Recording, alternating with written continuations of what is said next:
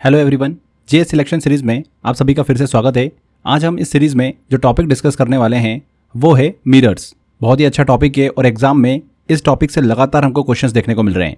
इस टॉपिक में हम प्लेन मिरर क्या होता है, कॉन्केव मिरर और कॉन्वेक्स मिरर के सभी इंपॉर्टेंट फीचर्स, यूजेस और एग्जाम ओरिएंटेड फैक्ट्स को डिटेल में समझेंगे। फिजिक्स का ये बहुत ही इंपॉर्टेंट और कंसेप्चुअल टॉपिक है जहाँ से एसएससी, रेलवे और अलग अलग वनडे एग्जाम्स में अच्छे क्वेश्चंस बार बार पूछे जाते हैं। अगर इस टॉपिक को हम एक बार आराम से और कॉन्सेप्ट के साथ समझ लें तो लंबे समय तक याद रहेगा और एग्जाम में क्वेश्चंस गलत होने की संभावना भी काफ़ी कम हो जाती है। सबसे अच्छी बात यह है कि ये टॉपिक सिर्फ एग्जाम के लिए नहीं बल्कि हमारी डेली लाइफ में भी बहुत ही यूजफुल होने वाला है। रियर व्यू मिरर से लेकर शेविंग मिरर तक हम रोज इसके एप्लीकेशंस देखते हैं। तो सबसे पहले हम थ्योरी और कॉन्सेप्ट को समझेंगे, फिर प्रीवियस ईयर एमसीक्यू भी सॉल्व करेंगे लास्ट में। यहाँ आपको क्लियर हो जाएगा कि किस तरीके से इस टॉपिक से क्वेश्चंस पूछे जाते हैं और आप आसानी से कैसे सॉल्व कर सकते हैं। तो चलिए शुरू करते हैं सेशन को। यहाँ पर फ्रेंड्स आप इस वीडियो का डिटेल पीडीएफ डाउनलोड कर सकते हैं एंड इस सीरीज़ के जितने भी वीडियोस मैं आपको दे रहा हूँ उन सारे वीडियोस के जो मैं एमसीक्यू सॉल्व कराता हूँ उसकी प्रैक्टिस भी आप कर सकते हैं, मॉक टेस्ट लगा सकते हैं। ये ऑप्शन मैंने मेरे 100 आवर जीएस के कोर्स में दे रखा है। 100 घंटे का ऐसा ज़बरदस्त कोर्स जो आपको एग्जाम से पहले क्विक रिविजन में फ़ायदा देता ही है, साथ ही साथ to the point exam oriented study करने में भी काफ़ी हेल्प करता है। तो इसी कोर्स में इस सीरीज़ के सभी वीडियो के पीडीएफ एंड मॉक टेस्ट लगाने का ऑप्शन आपको मिल जाएगा। बहुत सारे बच्चों ने कोर्स एनरोल कर रखा है। अगर आपने अभी तक नहीं लिया है तो इस वीडियो के डिस्क्रिप्शन बॉक्स और कमेंट बॉक्स में लिंक दे रखा है, वहाँ पर क्लिक कर आप एनरोल कर सकते हैं। इसके अलावा अगर आप crazy GK trick application visit करोगे वहाँ पर भी ऑप्शन दिया हुआ है। तो चलिए सेशन को अब शुरू करते हैं। सबसे पहले बात करते हैं टाइप ऑफ मिरर्स की। तो मुख्य रूप से मिरर्स यानी दर्पण जिसे हिंदी में बोला जाता है 3 प्रकार के होते हैं। पहला प्लेन मिरर, दूसरा कॉन्वेक्स मिरर और तीसरा कॉन्केव मिरर। सबसे पहले यहाँ पर बिल्कुल सिंपल और रोज काम आने वाले मिरर से हम शुरू करते हैं, वो है प्लेन मिरर। सुबह सोकर उठने के बाद तैयार होते समय हम जिस आईने के सामने खड़े होते हैं वही हमारा है प्लेन मिरर। इसके मेन फीचर्स की बात करें तो एग्जाम में यहाँ से काफ़ी क्वेश्चंस पूछे जाते हैं। पहली चीज़ है प्लेन मिरर में बनने वाली इमेज जितनी होती है, इमेज मतलब प्रतिबिंब जिसे हिंदी में बोलते हैं, तो मैं यहाँ पर इमेज वर्ड यूज़ करूँगा, आप समझ जाइएगा। जो इमेज बनती है प्लेन मिरर में वो हमेशा वर्चुअल होती है। वर्चुअल और इरेक्ट मतलब आभासी और सीधी होती है। तो इमेज कैसी बनती है, यहाँ पर वर्चुअल और इरेक्ट इमेज बनती है। इसका मतलब ये है कि आप शीशे के सामने जैसे खड़े होते हो वैसे ही सीधे दिखाई देंगे, उल्टे नहीं दिखाई देंगे। क्लियर। दूसरा देखिए इस मिरर का फीचर क्या है, लेटरल इन्वर्शन। इसके साथ ही ये इमेज जो होती है हमेशा लेटरली इन्वर्टेड होती है, पार्श्व रूप से उल्टी होती है। इसका व्यवहारिक मतलब ये होता है कि जब आप शीशे के सामने अपना दाहिना हाथ उठाएंगे तो मिरर के अंदर आपका अपना बायां हाथ उठता हुआ दिखाई देगा। इसी फिनोमिना को हम बोलते हैं लेटरल इन्वर्शन। अगला इसका फीचर होता है मैग्निफिकेशन। एग्जाम का एक बहुत ही पेटेंट सवाल नोट कर लीजिएगा। प्लेन मिरर का मैग्निफिकेशन की बात करें मतलब आवर्धन की, तो वो हमेशा +1 होता है। इस +1 का बहुत ही गहरा मतलब है, +1 का साइन दिखाता है कि इमेज वर्चुअल और इरेक्ट है मतलब सीधी है, और 1 का जो नंबर दिखता है वो इमेज का साइज बिल्कुल वस्तु के जो साइज है, ऑब्जेक्ट जो है उसके साइज के बराबर होता है, ये बताता है। यानी आप जितने बड़े हैं शीशे में उतने ही बड़े दिखाई देते हैं। तो मैग्निफिकेशन ये क्लियर रखिएगा +1 होता है। क्लियर। इसके बाद अगला फीचर आता है फोकल लेंथ। प्लेन मिरर की फोकल लेंथ हमेशा इन्फिनिटी होती है। क्या होती है? इन्फिनिटी मतलब अनंत होती है, क्योंकि यह कहीं पर भी मुड़ा हुआ नहीं होता है। इसके यूजेस की बात करें तो इसका उपयोग हमारे घरों में ड्रेसिंग मिरर के रूप में और लुकिंग ग्लास जो होते हैं उनके तौर पर कपड़े या फिर चेहरा देखने के लिए किया जाता है। इसके बाद आगे बढ़ते हैं, दूसरे मिरर की तरफ चलते हैं जो कि है कॉन्वेक्स मिरर। ये बाहर की तरफ उभरा हुआ होता है। अगर इसके फीचर देखें, पहला इमेज प्रॉपर्टीज़, तो इसके द्वारा बनाई गई इमेज हमेशा वर्चुअल और इरेक्ट होती है मतलब सीधी होती हैं।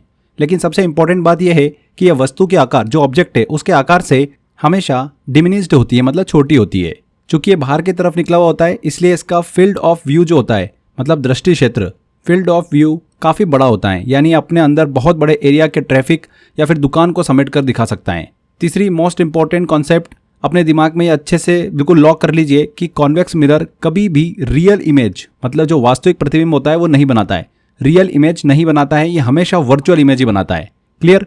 इसके यूजेस की बात करें तो इसका सबसे बड़ा उपयोग व्हीकल्स में रियर व्यू मिरर जो होता है उसके रूप में होता है, जिससे ड्राइवर पीछे से आ रही बहुत सी गाड़ियों को एक छोटे से शीशे में सीधा और साफ देख सकता है। इसके अलावा सेकंड ये है कि दुकानों और सुपरमार्ट जो होते हैं उनमें चोरी रोकने के लिए बड़े एरियाज़ पर नज़र रखने के लिए इसे सिक्योरिटी मिरर की तरह लगाया जाता है। सड़कों पर जो रोशनी होती है उसको दूर तक फैलाने के लिए इसे स्ट्रीट लाइट रिफ्लेक्टर के रूप में इस्तेमाल करते हैं। तो ये इसके यूजेस हमको देखने को मिलते हैं। नेक्स्ट आखिरी मिरर की तरफ चलते हैं, जो कि है कॉन्केव मिरर। ये अंदर की ओर धसा हुआ होता है मिरर, जैसे चम्मच का अंदर वाला हिस्सा। इमेज प्रॉपर्टीज देखें इसकी, तो ये मिरर बहुत ही वर्सेटाइल होता है। बहुत बड़े ऑब्जेक्ट का बड़ा virtual image, magnified virtual image भी बना सकता है, और ज़रूरत पड़ने पर यह रियल और इन्वर्टेड मतलब जो वास्तविक और उल्टा इमेज होता है वो भी बना सकता है, यानी यह सब कुछ कर सकता है। कौन सा? Concave mirror. इसके यूजेस की बात करें तो शेविंग मिरर के तौर पे इसका यूज़ होता है। जब हम चेहरे को इसके पास ले जाते हैं तो चेहरे की बहुत बड़ी और सीधी इमेज दिखाता है, जिससे शेविंग और मेकअप करना आसान हो जाता है। दूसरा, डेंटिस्ट मिरर के तौर पर इसका यूज़ होता है।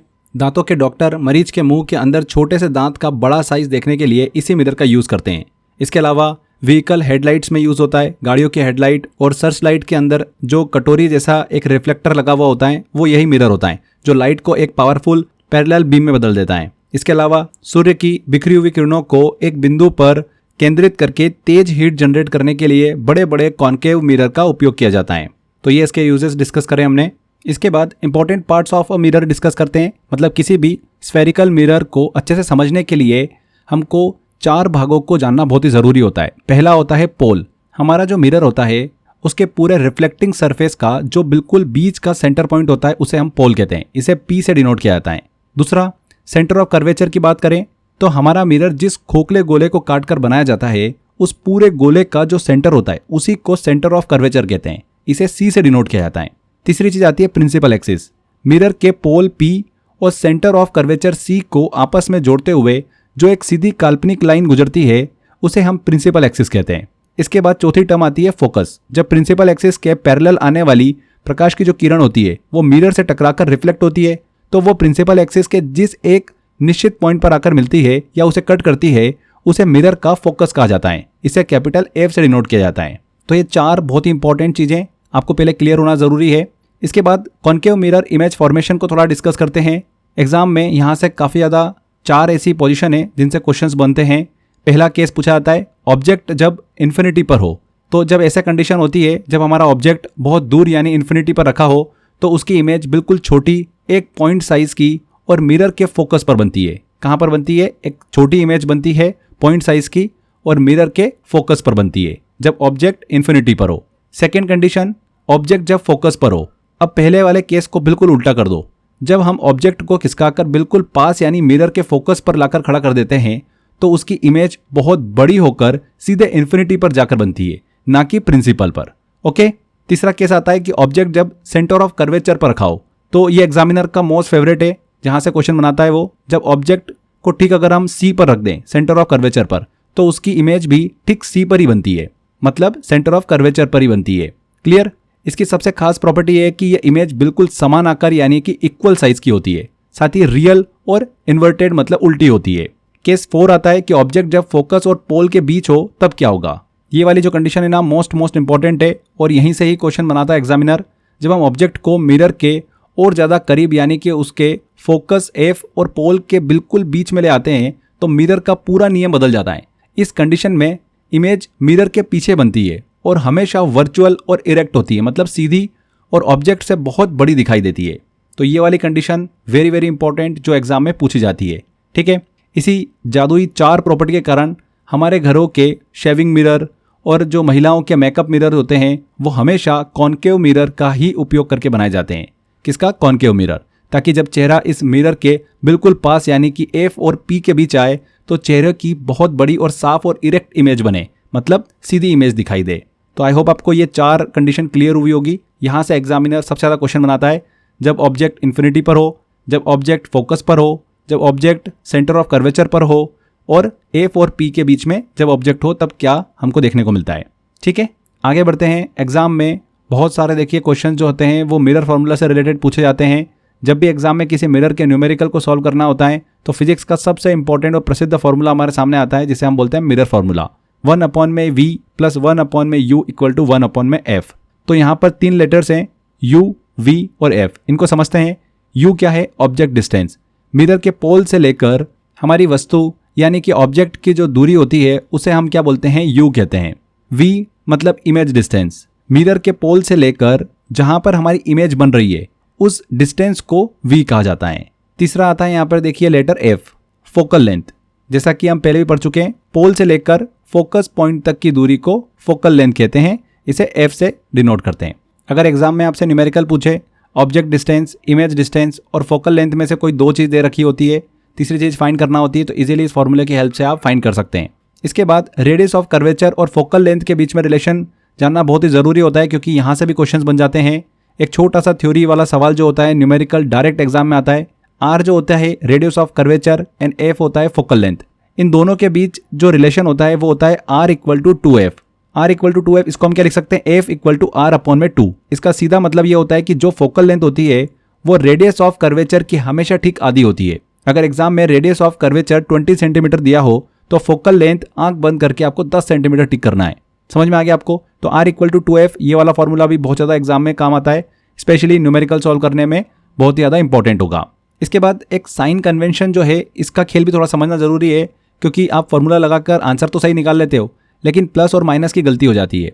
तो इसको भी हम क्लियर कर लेते हैं। इस नियम को हम कहते हैं साइन कन्वेंशन। ठीक है, बस आपको 2 बातें अपने दिमाग में हमेशा के लिए लॉक कर लेना है। कॉन्केव मिरर अगर आए तो इसकी फोकल लेंथ हमेशा नेगेटिव ली जाती है। कॉन्केव मिरर की फोकल लेंथ हमेशा नेगेटिव लेते हैं, और कॉन्वेक्स मिरर की जो फोकल लेंथ होती है वो हमेशा पॉजिटिव ली जाती है। इसको याद रखने की एक ट्रिक है। देखिए, कॉन्वेक्स में एक्स आता है जो दिखने में कैसा दिखता है, प्लस जैसा दिखता है, इसीलिए आप इसकी फोकल लेंथ हमेशा पॉजिटिव रखिएगा।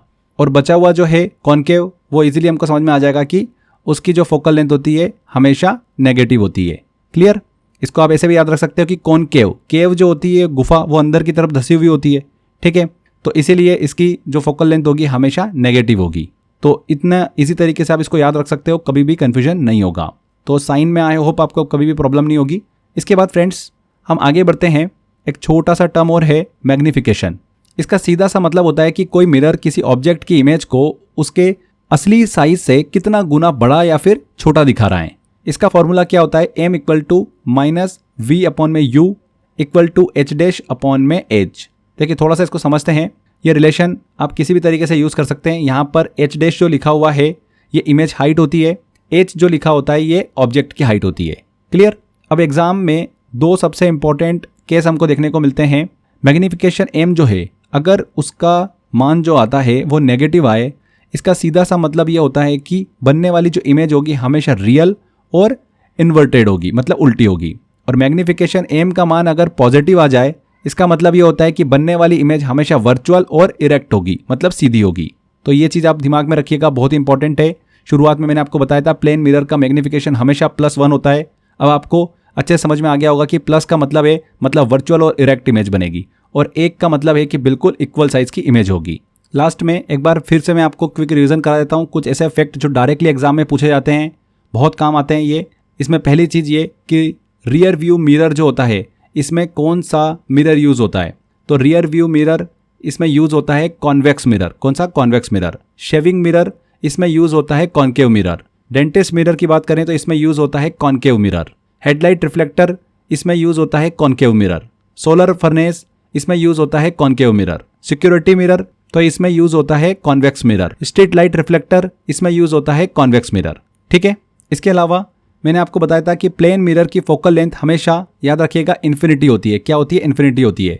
कॉन्वेक्स मिरर का फील्ड ऑफ व्यू बहुत बड़ा होता है, जिससे कि यह बहुत बड़े एरिया को कवर कर लेता है। कॉन्केव मिरर इकलौता ऐसा मिरर है जो कि वस्तु से बड़ी यानी कि मैग्नीफाइड इमेज दे सकता है।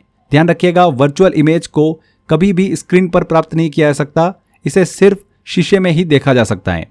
प्लेन मिरर में बनने वाली इमेज होती है वो हमेशा लेटरली इन्वर्टेड होती है, यानी कि हमारा दायां हिस्सा बायां दिखाई देता है।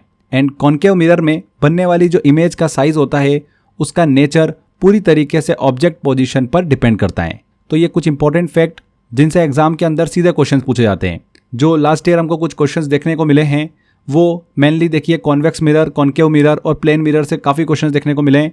कॉन्वेक्स मिरर इसका use rear view mirror, security mirror में होता है और ये हमेशा छोटी इरेक्ट और वर्चुअल इमेज बनाता है।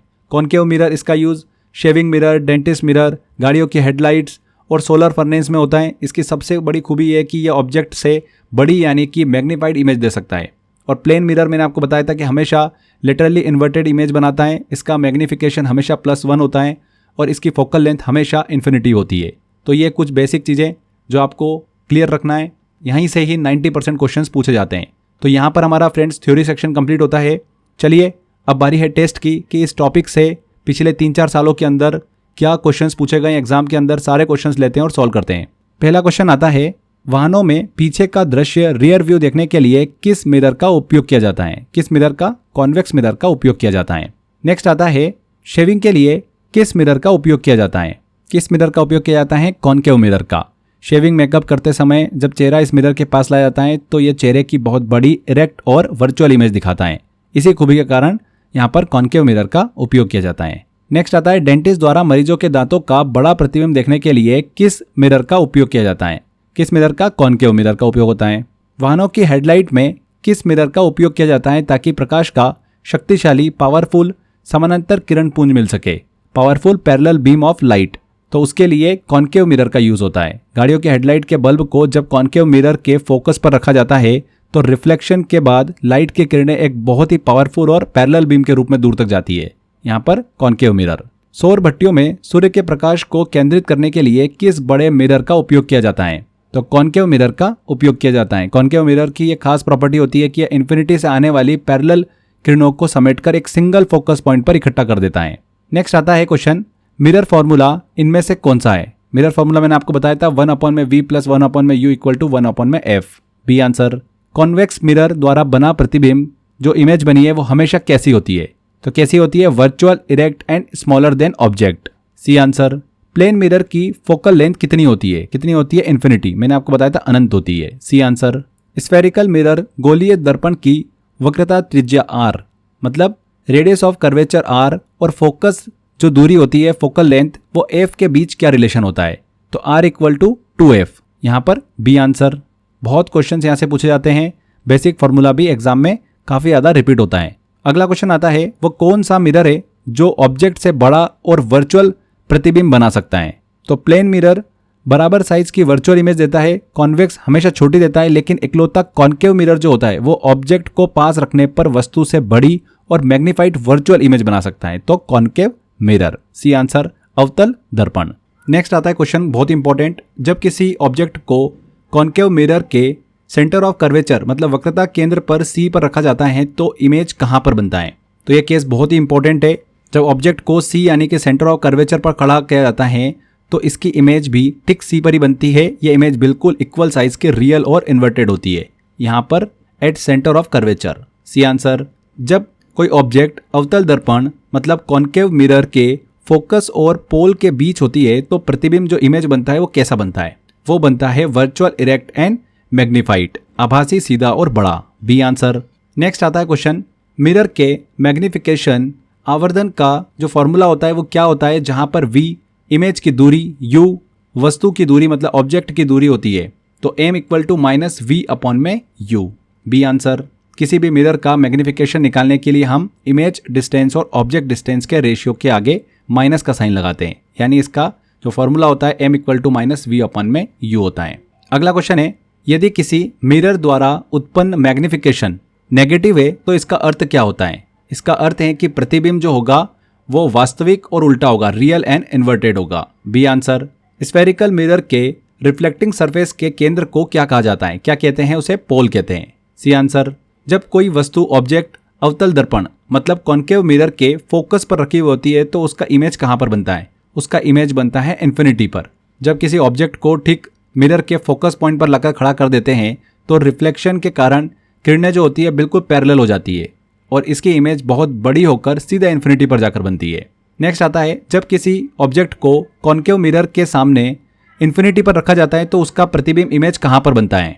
तो ये वाला जो क्वेश्चन है लास्ट वाले का बिल्कुल अपोजिट है। जब कोई ऑब्जेक्ट बहुत दूरी यानी कि इन्फिनिटी पर होता है तो उससे आने वाली पैरेलल किरणें जो होती है दर्पण से टकराकर मिरर से टकराने के बाद में हमेशा सीधे फोकस पर आकर मिलती है और वहीं इमेज बनती है, मतलब फोकस पर। नेक्स्ट आता है, दुकानों और सुपरमार्केट में एक बड़े क्षेत्र पर नजर रखने के लिए सिक्योरिटी मिरर के रूप में किस मिरर का उपयोग किया जाता है? तो कॉन्वेक्स मिरर का उपयोग किया जाता है। अवतल दर्पण की फोकस दूरी हमेशा कैसी होती है? According to the sign convention the focus length of a concave mirror is always negative. B answer यहाँ पर बिल्कुल सही होगा। अगला क्वेश्चन, इसका जवाब आपको कमेंट बॉक्स में देना है, काफी इंपॉर्टेंट क्वेश्चन है।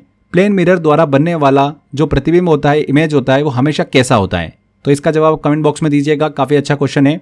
यहाँ पर दोस्तों हमारे सारे इंपॉर्टेंट क्वेश्चंस कंप्लीट होते हैं। आई होप आपने सारे क्वेश्चन बड़ी आसानी से बना लिए होंगे। ये वही क्वेश्चन है जो लगातार एग्जाम में पूछे जाते हैं। जितना मैंने आपको थ्योरी में बताया है बहुत ही बेसिक है, ज़्यादा मैंने आपको यहाँ पर कुछ भी इन्फॉर्मेशन ऐसी नहीं दी है जहाँ पर आप कंफ्यूज हो। टू द पॉइंट हमने वही इन्फॉर्मेशन यूज़ करी है जो लगातार एग्जाम में पूछी जा रही है और उतना आपको कवर करना है। तो सेशन यहीं पर ही हमारा एंड होता है। आप इस वीडियो का डिटेल PDF डाउनलोड कर सकते हैं, मॉक टेस्ट की प्रैक्टिस कर सकते हैं। इस सीरीज़ के सभी वीडियो की PDF और मॉक टेस्ट लगाने का ऑप्शन मैंने मेरे 100 आवर GS के कोर्स में दे रखा है। अगर आपने एनरोल नहीं किया है कोर्स तो लिंक मैंने डिस्क्रिप्शन बॉक्स और कमेंट बॉक्स में दे रखी है इस वीडियो के, वहाँ पर क्लिक कर आप एनरोल कर सकते हैं। इसके अलावा आप क्रेजी जी ट्रिक एप्लीकेशन भी डाउनलोड कर सकते हैं, वहाँ पर भी ऑप्शन मिल जाएगा।